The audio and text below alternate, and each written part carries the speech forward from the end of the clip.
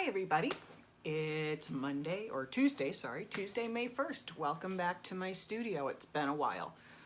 As everybody has heard me or seen me complaining about, we've had a lot of construction around here, so getting into my studio to do much work hasn't been easy. The last finish, or the last video I did with finishes was some verglas, and as I was working, we actually had so much dust in here, it sort of did a lot of damage to the pieces. I don't even know if they're salvageable at this point.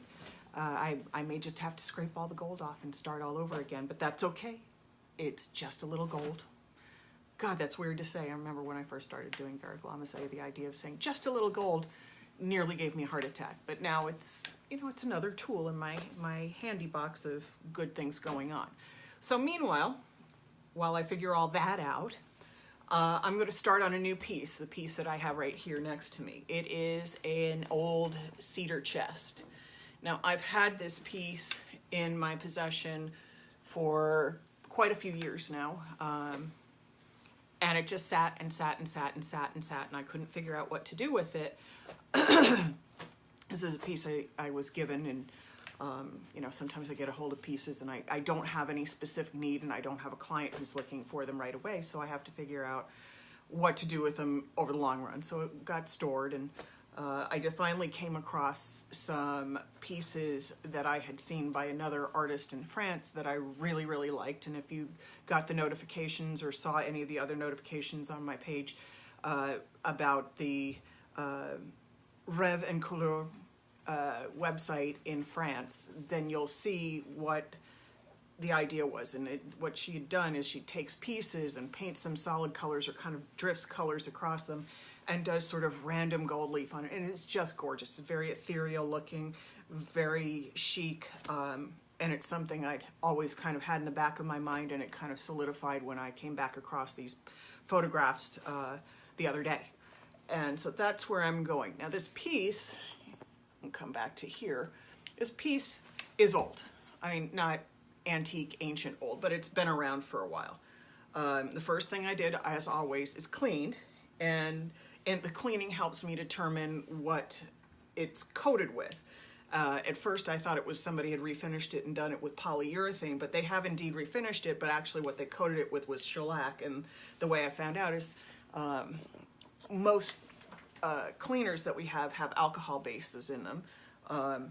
I was working on it to see if there was any nicotine stain and that sort of thing on there. So I sprayed it with some denatured alcohol, and I also sprayed it with a product made by Faux Effects called Easy Clean, which dissolves damn near anything water-based. It's kind of amazing that way. And I sprayed it on here and it didn't do anything. I just cleaned up some stuff, and then I walked away and I came back and it was sticky. As a matter of fact, it still is kind of sticky. If I go, ugh, a little sticky. And as I'm wiping it, it came away yellowish, which if I had known it was polyurethane, I would assume that it was nicotine stain. But this kind of yellow on here actually told me that it was shellac.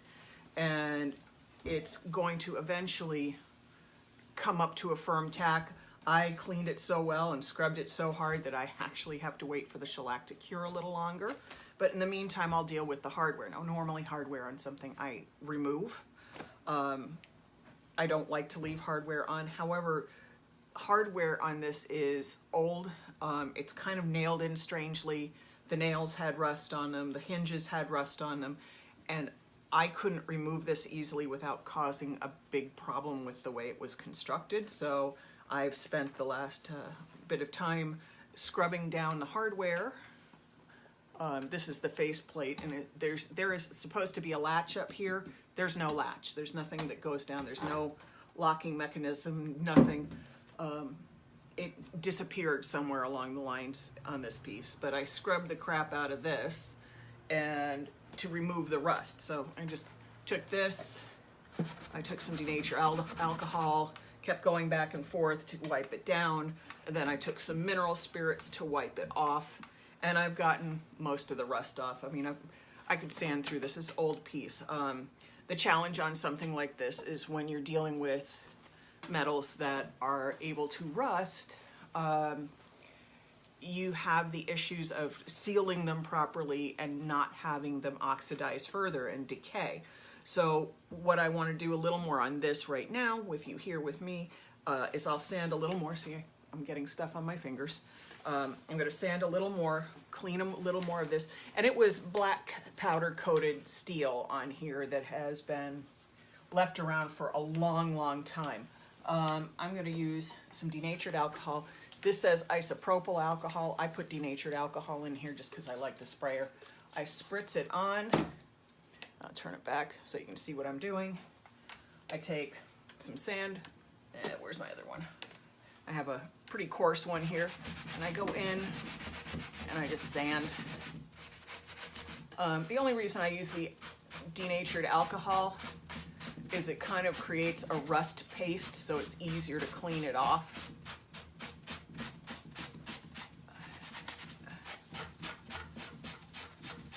And you can see the edge of my sanding block is getting kind of nasty. Where'd my... I have all kinds of stuff in front of me because you can see I've been cleaning. And then I go back in and I wipe it down. And that's probably going to need a little more.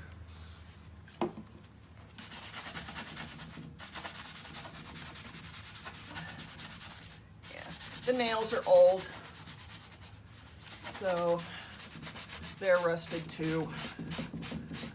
To be honest, when I first started with this, I wasn't sure whether this was real rust or faux rust, because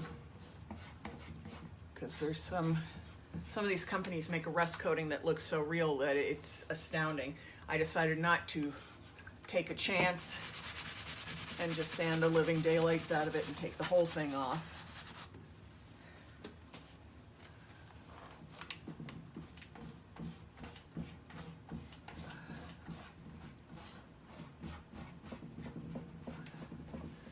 And there's a little more down in here.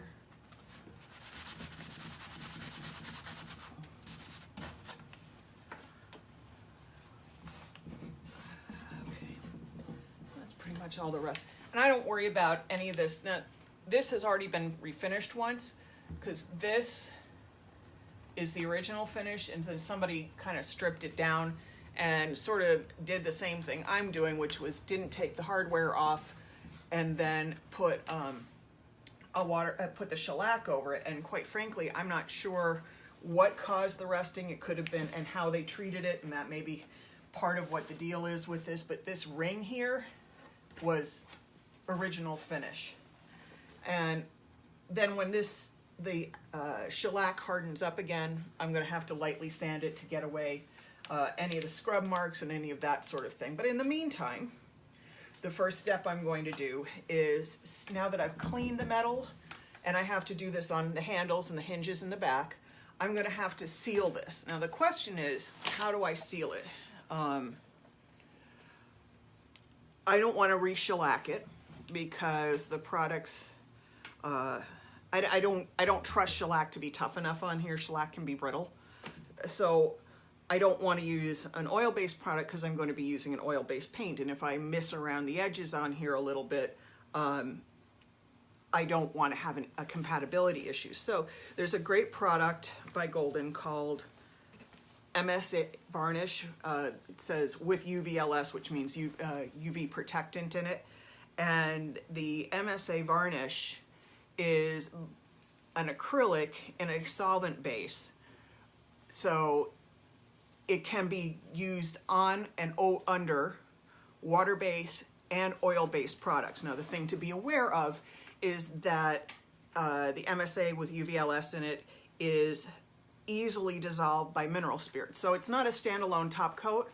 But what I'm using it for is to seal in the metal so that I don't have moisture causing any more patina or anything happening that I don't want to have happen. And then I can put over it whatever finish I want to, whether it was oil-based or acrylic-based, which is pretty cool.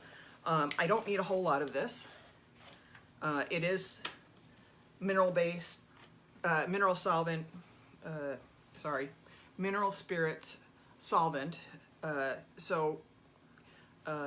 It's a little stinky. And I'm just putting a little in a cup because I don't need a whole lot. And then if I have more that I can't pour back into the container when I'm done, I just leave the cup open to dry hard and I can throw it away. And I'm not violating any of the hazardous chemical disposal laws in my area. Now, I know not everybody knows this, and forgive me if I go over things that many of you do know. You can't use oil paint and water-based paint on the same brush. Well, I shouldn't say you can't. You can, but you have compatibility issues and cross-contamination. So in my studio, I keep a bunch of paintbrushes labeled in a water roller and a bunch of paintbrushes labeled oil and solvent. That way I don't ever have issues with cross-contamination. I don't want to accidentally try to paint something with water-based paint that has been, the brush has been used in oil and there's oil solvents or leftover linseed oil or anything like that in a brush, which will absolutely destroy the way the paint lays down, and quite frankly vice versa. Although I could probably get away with using a brush that's been used in acrylic paint and use it for oil, it wouldn't be too big a problem, but the other way it's much worse, cross-contamination. And I don't want to find out any of it the hard way, so I don't. So now I'm going to pick a little brush. You can see lots of brushes, and this is sadly just a small part of my brushes. I'm kind of a brush junkie. Got to see which one I want. And I think I'll stick with this one. And yes, I know not all of those brushes are originally designed for oil-based paints. I don't care. The point is I've had them in something solvent-based, so I'm not going to put them into something water-based no matter what. I don't care if they're a throwaway brush. What I do care about is cross-contaminating my paint. So go back here, and I have my cup with the golden MSA varnish, and I'm just going to coat this whole thing.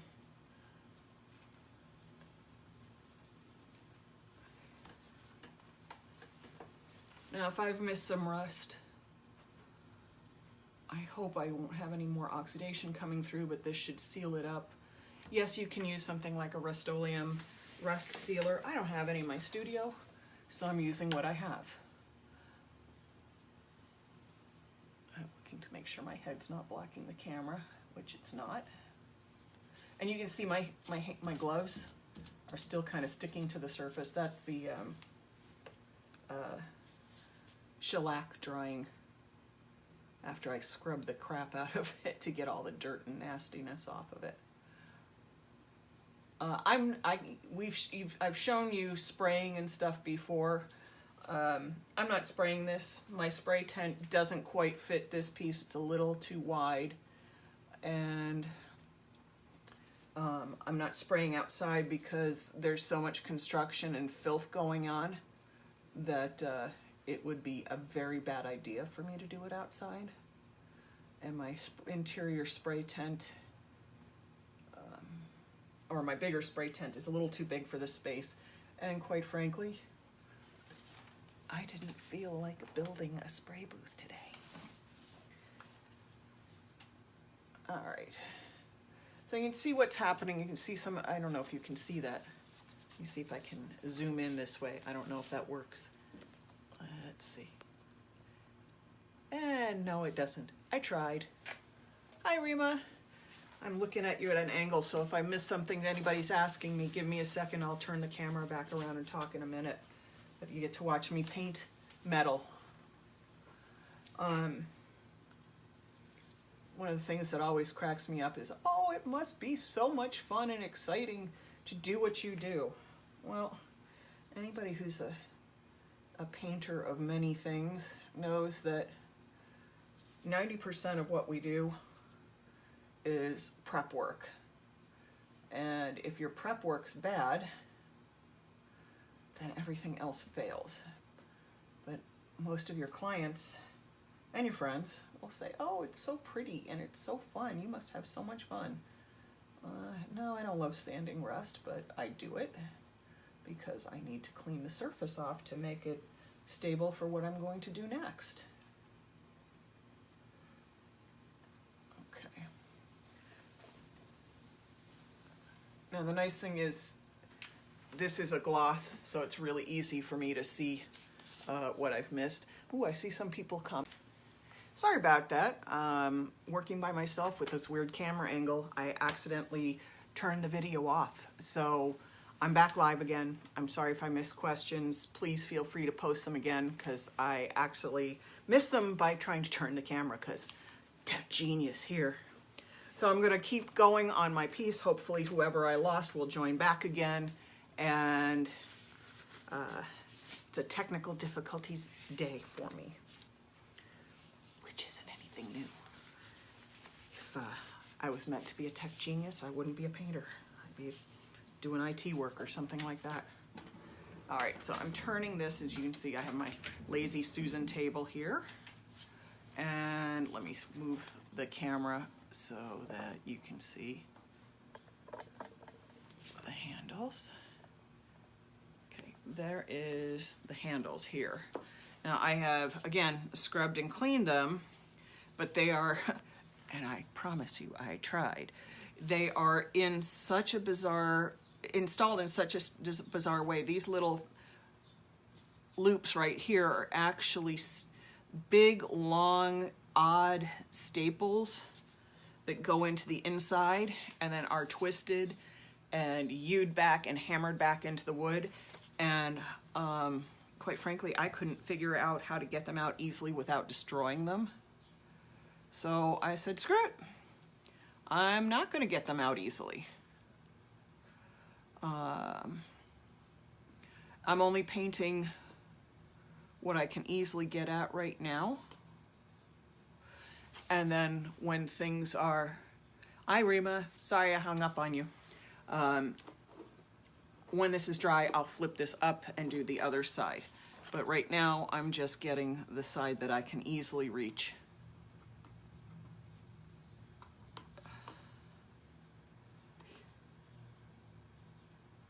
Okay, so I'm going to move this. I'm going to turn it again.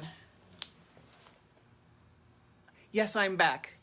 Rima says, hey, you're back. Yes, I'm back because I'm a technical genius and hung up on myself. All right, let me roll this back here and adjust the camera.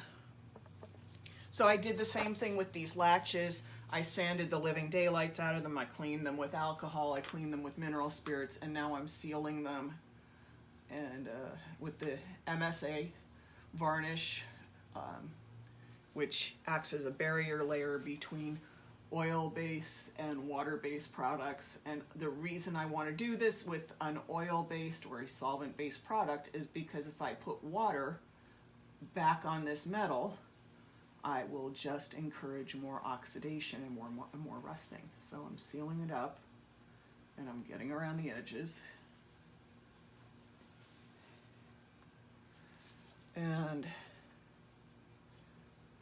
I'm getting the hinges. Normally I don't paint hinges, but these hinges were rusted too. Normally I don't, actively paint hinges that are like this, but I'm not too worried about whether or not I will seal the hinges shut. I'll just crack them and move them and they will be freed.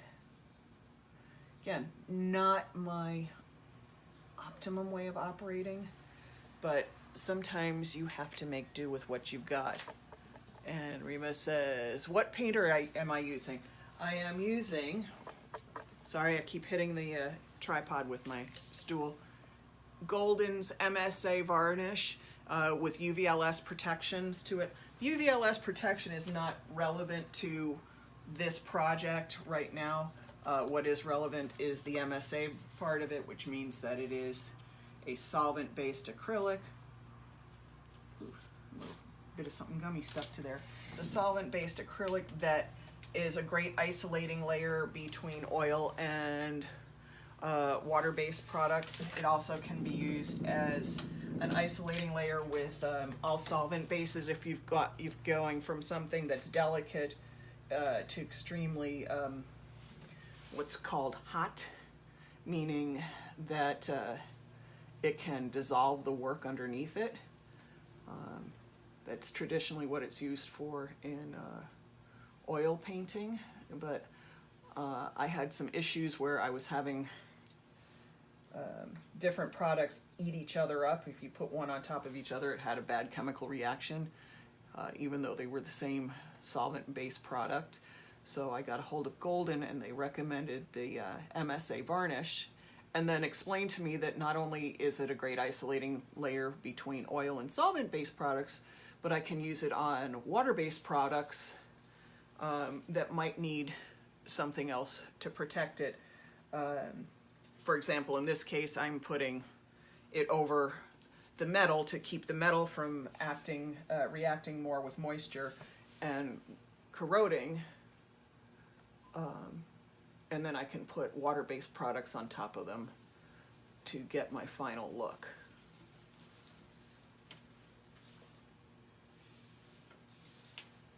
All right, got most of that up there. And also, because this is both oil and water compatible, the fact that I might get a little onto the surface of the wood that I know I'm going to be putting set coat on, it won't hurt a darn thing because it's compatible. Now, let me rotate again.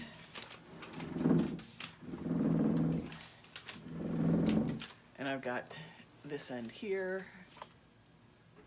Does it smell? Yeah, it's a little stinky. It's not as bad as a lot of things I've worked with, but it is a little stinky. It dissolves. You don't need anything like naphtha. It dissolves with mineral spirits, and the thing is, even when it's cured on a surface, it will dissolve with mineral spirits, and that's why it's more of an isolating layer instead of just a top coat, because it's a little too fragile. When you top coat anything, you want it to be relatively impervious. All right, and again, I'm just getting these surfaces that I can get now.